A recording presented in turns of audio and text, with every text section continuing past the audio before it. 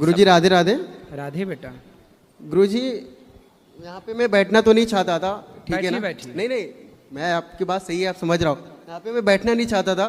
मैं मुंबई से आया हूँ, वहाँ पे लोग कहते हैं गुरुजी ऐसा है, वीआईपी लाइन रहती है, वहाँ वीआईपी लोग बैठते हैं, ठीक है ना? ये देखने के लिए मैं आज आगे बैठा। अगली बार आपके पास आया था ना कथा सुनने वृंदावन धाम में, मैं पीछे बैठा था, मुझे कोई जरूरत नहीं आगे बैठने की। मैं आज उन लोग को मतलब ये टीवी लाइव को जैसे दिखाना चाहता हूँ, यहाँ पे ऐसा कुछ होता नहीं है जो आप वहाँ बोलते हैं कि महाराज जी ऐसे है वैसे है, ये सब कुछ नहीं। तो उनको दिखाने के लिए मैं यहाँ पे आगे आ बैठा, मेरे को कुछ यहाँ पे बैठने का नहीं था, बस इतना ही। ठीक है, तो यहाँ पे सबको देखिए, सबको समानता का अधिकार है। बस वही दिखाने के लिए मैं मतलब ये था कि मतलब यदि जगह है तो आप बैठो, जहाँ बैठना है वहाँ बैठो। नहीं, वहाँ जाते हैं, वहाँ वीआईपी लोग बैठते हैं, तुम आगे कहाँ बैठोगे? मतलब बहुत सारे बोलते गुरुजी ऐसे है वैसे। बोला ठीक है, मैं जाऊँगा तो आपको जरूर दिखाऊंगा वहाँ पे क्या होता है, कैसा होता है, कैसा नहीं। यहाँ पे कोई वीआईपी कल्चर नहीं है। देखिए सब लोग बैठे हैं, कोई भी जो आगे आएगा वो आगे बैठ जाएगा, आगे बैठेगा, जो पीछे आएगा वो पीछे बैठेगा। इसके लिए मैं 1 घंटा पहले आके बैठा था, मतलब इस चीज़ पे सबको दिखाऊंगा। बहुत सारे मैं आपकी इंस्टाग्राम पे रील्स देखता हूँ, कमेंट देखता हूँ, उसे पढ़ता हूँ, बहुत सारे कुछ बोलते हैं ऐसा वैसा, पर मुझे पता है ना आप कैसे है। मेरे भाई ने आपसे गुरु दीक्षा ली, वो भी मुझे बोलते रहते हैं, मतलब हमारे घर में सबको पता है आप, पर जो बोलते हैं ना मुझे बुरा लगता है, इसीलिए आज मैं उन्होंने एक बार उनको मतलब दिखा देता हूँ क्या है। ठीक है, कोई बात नहीं। गुरुजी राधे राधे। राधे राधे। गुरुजी एक सवाल और था, जैसे हम 4 धाम यात्रा जाते हैं, उससे अच्छा हम वृंदावन धाम में आ जाए, वो ज्यादा अच्छा रहेगा। 4 धाम यात्रा का जरूरी है? 4 धाम करना है तो 4 धाम करिए, वृंदावन आना है, सबकी अपनी अपनी महिमा है। जिसका अब 4 धाम में मन है 4 धाम जाओ, वृंदावन में मन है वृंदावन आओ। ओके, राधे राधे गुरुजी। राधे हमारे भैया के लिए एक बार राधे राधे बोल दिए बस। राधे राधे, सबको राधे राधे। राधे राधे गुरुजी। जी गुरुजी, मेरा एक सवाल ये है, अब आध्यात्म से जुड़ा हुआ तो नहीं है गुरुजी, मेरा अपना पर्सनल है। मेरे 3 बच्चे हैं गुरुजी। आप कहते हैं कि पेरेंट्स के संस्कार, आपकी कथा में करीब 8 सालों से सुन रही हूँ। आज पता नहीं किस भगवान का, किसका मेरे को यहाँ आदेश आया है, मैं आपके दरबार पे आई हूँ गुरुजी। तो मेरा सवाल ये है कि मेरे 3 बच्चे हैं, तो मेरे तीनों बच्चे संस्कारी हैं। हाँ। 2 बच्चे तो बहुत संस्कारी, और तीसरा बच्चा जो सबसे बड़ा है वो भी बहुत संस्कारी था जब तक शादी नहीं हुई थी गुरुजी। अच्छा। शादी के बाद क्या हो गया? सुनिए आप, मेरी बहू बहुत अच्छी हैं दोनों। हाँ। बहू बुरी नहीं है, पर मेरा सवाल यह है कि मेरा बेटा जो है थोड़ा सा दिशा से दूसरी दिशा की तरफ क्यों जा रहा है? भटक गया। जी हाँ, और वैसे बहुत सीधा है, वैसे हमें भी सम्मान देता तो है। शराब वराब तो नहीं पीने लग नहीं, गया? फिर शराब नहीं पीता, लेकिन बीच में कुछ समय वो ये करने लगा था, सिगरेट। जी, जिसके लिए मैं बहुत परेशान रही, क्योंकि मैंने कभी ये ना संस्कार दिए, क्या मतलब ये संस्कार नहीं आए बच्चों में। इसमें परेशान होने की बात नहीं है, वो धीरे धीरे देखो, जब चीजें नुकसान करती हैं तो फिर वो छूट भी जाती हैं। सिगरेट जब बच्चों को लगता है कि ये गलत है तो वो जी, ऐसे टचवुड में आपकी कृपा से, ऊपर वाले की कृपा से बहुत अच्छा परिवार है। मैं भी मुंबई से आई हूँ, उस भैया की तरह मैं भी मुंबई से आई हूँ। वैसे मैं नैनीताल से हूँ। जी, मैं नैनीताल से हूँ, मुंबई में भी रहती हूँ। छोटा बेटा मेरा मुंबई में सेटिल है। तालों में ताल, नैनीताल, बाकी सब तलैया। जी जी जी। गुरुजी आपका आशीर्वाद है गुरुजी। राधे राधे, बहुत अच्छा काम कर रहे हैं गुरुजी। कुछ सेवाएं मैंने भी यहाँ पर दी है। वाह, खुश रहिए। हाँ, बगल में दे दीजिए चश्मों वाले बाबूजी को बात करनी है। गुरुजी राधे राधे। हाँ जी। मैं मधुबनी बिहार से आया हूँ। एक सवाल है गुरुजी कि आयुर्वेद चिकित्सा के क्षेत्र में गौरी गोपाल आश्रम के द्वारा भविष्य में रिसर्च सेंटर खोलने की कोई योजना है क्या? खोल लेंगे। आयुर्वेद में तो अभी सरकार भी काम कर रही है। जी गुरुजी। तो अभी सरकार कर रही है, बहुत लोग कर रहे हैं। जरूरत पड़ेगी तो खोल लेंगे, जरूरत नहीं पड़ेगी क्योंकि जो स्थिति है अंग्रेजी दवा खा खा करके लोग, मैं तो देखो कहता हूं कि आयुर्वेद और अंग्रेजी दोनों की जरूरत नहीं है। यदि मेरे हिसाब से आप चलोगे तो ना आयुर्वेदिक की जरूरत पड़ेगी ना अंग्रेजी की जरूरत पड़ेगी। क्या देखो, सिंपल जीवन जियो। मैं कैसे जीता हूं सोचिए। मैं एक बार खाता हूं और एक बार खा के दिन भर काम करता हूं, ठीक है। और साथ ही मैं खाता क्या हूं? अंकुरित दाल, अंकुरित चने, पपीता, फल और अंकुरित फूड, अंकुरित चीजें, बादाम थोड़ा, वो अंजीर थोड़ा, 2 अंजीर थोड़ा, 2-4 बादाम थोड़ा, ठीक है। ये सब खाओ, आप बीमार ही नहीं पड़ेंगे। आप थोड़ा दूध पियो, थोड़ा घी खाओ, थोड़ा दही खाओ, थोड़ा अच्छा शुद्ध गाय देसी, जहाँ मैं दूध दही की बात करूँगा वहाँ शुद्ध देसी गाय के दूध दही की मैं बात करूँगा, जहाँ मैं घी की बात करूँगा वहाँ शुद्ध देसी गाय के घी की बात करूँगा। यदि आप ठीक से खान पान, हमारे देश में इतना अच्छा खान पान था पहले, बीमार ही नहीं पड़ते थे लोग। आयुर्वेद तो अच्छा है, बहुत अच्छा है, होना भी चाहिए। मैं सवेरे काढ़ा पीता हूँ, तुलसी, और उसमें क्यों पाठक, काढ़ा में क्या क्या डालते हो? तुलसी, हींग, काली मिर्च, हींग नहीं, और जायफल, बड़ी इलायची, छोटी इलायची, दालचीनी और गुड़। मस्त काढ़ा मैं दिन में 1 बार 2 बार पी लेता हूँ। वो काढ़ा ही मुझे इतनी एनर्जी देता है कि भोजन की भी जरूरत नहीं पड़ती।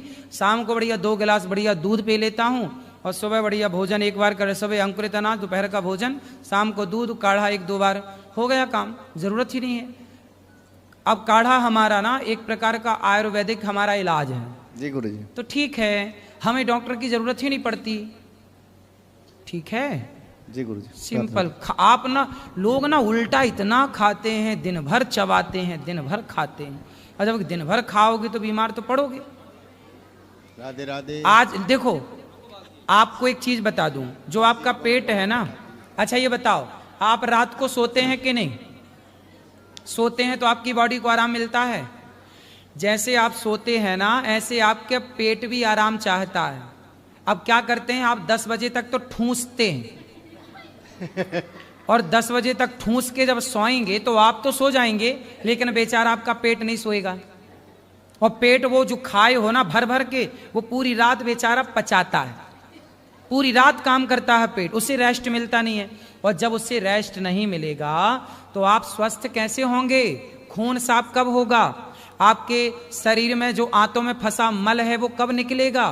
क्योंकि वो निकल नहीं पाता और आ जाता है। इसलिए बड़े ऋषि मुनि कह गए हैं कि रात्रि को ना खाओ, लेकिन तुम्हें तो 10 बजे भी खाना है, रात के 12 बजे भी ठूंसना है। तो पेट को आराम कब? सवेरा हुआ तो 5 बजे से 6, सवेरे बिना नहाए बिस्किट चाय फिर पगुराने लगते हैं। पेट आराम करे तो कब करे भैया? ये पेट है, जवानी में समझ में नहीं आता, हो जाओगे जरा 40 के ना, अक्कल आ जाएगी। 40 से बीमारियां नाचने लगती हैं सिर पे, फिर 40 से लेके जब तक जियोगे डॉक्टरों के चक्कर काटोगे।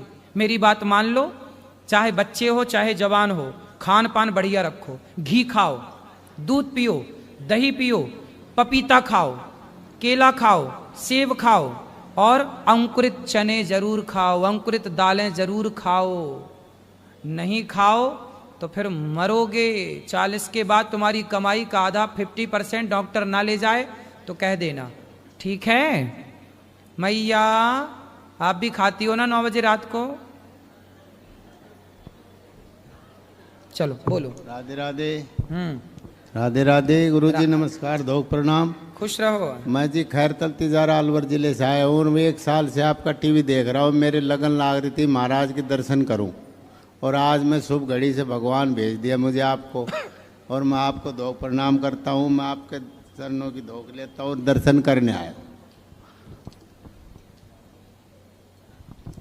राधे राधे गुरुजी। जी जी, प्रश्न तो हमारा कुछ नहीं है। आप लोगों ने जैसा कि देखा होगा कि महाराज जी अभी कुछ दिन पहले बिग बॉस में गए थे। कितने लोगों ने देखा है? थोड़ा हाथ उठा के बताएंगे। और कुछ बेधर्मी लोग जो है कि सोशल मीडिया में आके महाराज जी को गलत साबित कर। मैं सोच रहा हूँ कि जैसे मैं मेरा रिसर्च में प्लान करता हूँ कि इसी उनका सारे कॉजेस, जैसे कि हमारा दूसरा कंट्री से घुसपैठी, आतंकवाद होता है, और यहाँ से हमारा कंट्री का अंदर में रह कर के हमारा देश के लिए खतरा बनाता है। क्योंकि आप ऐसे जो प्रवचन सुनाते तो सारा कोटि कोटि जन समाज को प्रचार हो जाता है। ऐसे कुछ रूल रेगुलेशन हमारा संविधान से होना चाहिए। जैसे कोई आ रहा है सपोज हमको संविधान को खतरा करने के लिए, सनातन को खतरा करने के लिए, कि उनको जैसे कड़ा कानून कुछ होना चाहिए जिससे कि हमारा समाज का कल्याण हो सकते। ऐसे तो हम तो अकेला चाहने से कोई नहीं हो पाएगा। सब आपको मेरा रिक्वेस्ट, ऐसे कुछ सजेशन करिए, ये प्रवचन में कुछ लाइए जिससे कि उनके लिए घुसपैठियां ना आ पाए, हमारा सनातन को ना खतरा होए। देखिए, हमारा सबसे बड़ी बात हम इस पे कहते हैं कि आप कह रहे हैं कि खतरा ना हो, ऐसा हो नहीं सकता। खतरा तो सदा रहेगा। बस आप अपनी तैयारी करिएगा उस खतरे से निपटने की। हमारे कन्हैया तो बांसुरी बजाते रहे, जी लेकिन बांसुरी बजाने से काम नहीं हुआ, जी तो सुदर्शन चक्र उठाना पड़ा। जी बांसुरी बजाने से कहाँ काम चल रहा था। इसलिए युद्ध तो करना पड़ेगा। आपको अपना अधिकार पाने के लिए आपको ही लड़ना पड़ेगा, अर्थात तैयार रहिएगा। जी शिवाजी बनो, अपने को बनाओ, जी। बेटियों को झांसी की रानी बनाओ जी। और अपने को मजबूत रखो। जब आपको लगे कि अब अधर्मी और आक्रांता आक्रमण करने को तैयार हैं, जी तो लड़ो, मारो और शहीद हो जाओ अच्छे से मार के। जी गुरु जी। भाग के कहाँ जाओगे? कश्मीर से भागे जी पंडित जी, जी कश्मीरी पंडित। मेरा मानना है भागे क्यों? मैं होता तो भागता नहीं, लड़ता। अरे एक मैं 4 को मारता, 10 को मारता, मैं 100 को मारने की ताकत रखता हूँ। जब लड़ने पे आऊँगा तो ठीक से लड़ूंगा। अभी जो काम कर रहा हूँ, धर्म का प्रचार, आपको कथा सुना रहा हूँ, ठीक से सुना रहा हूँ। जब लड़ने पे आऊँगा तो ठीक से लड़ूंगा। जी ठीक है? जी तो गुरु आप जी। लोग अपनी बेटियों को झांसी की रानी बनाओ और अपने बेटों को शिवाजी बनाना स्टार्ट करो। जब कश्मीर से खदेड़े गए हिंदू, जी उस समय सेना भी थी, पुलिस भी थी, संविधान भी था, लोकतंत्र भी था। किसने बचाया? कोई नहीं बचा पाया। फिर इसलिए अपनी लड़ाई खुद को लड़नी पड़ेगी। योद्धा जो होगा जी अपनी लड़ाई स्वयं। जब महाराणा प्रताप लड़े तो महाराणा प्रताप का साथ किसने दिया? जंगल के कोल भीलों ने दिया, लोगों ने नहीं दिया, बहुत लोगों ने नहीं दिया, खुद लड़ना पड़ा। इसलिए कहता हूं अपनी लड़ाई सबको खुद लड़नी पड़ेगी। इसलिए अपने अपने को तैयार रखो, शिवाजी बना के रखो, अपने को महाराणा प्रताप बनाओ, मस्त बनाओ, बेटियों को बचपन से फौलादी बनाओ। ऐसे संस्कार दो 4-6 छोरों को यूं ही निपटा दे। जी गुरु जी, धन्यवाद आपको, कोटि कोटि प्रणाम।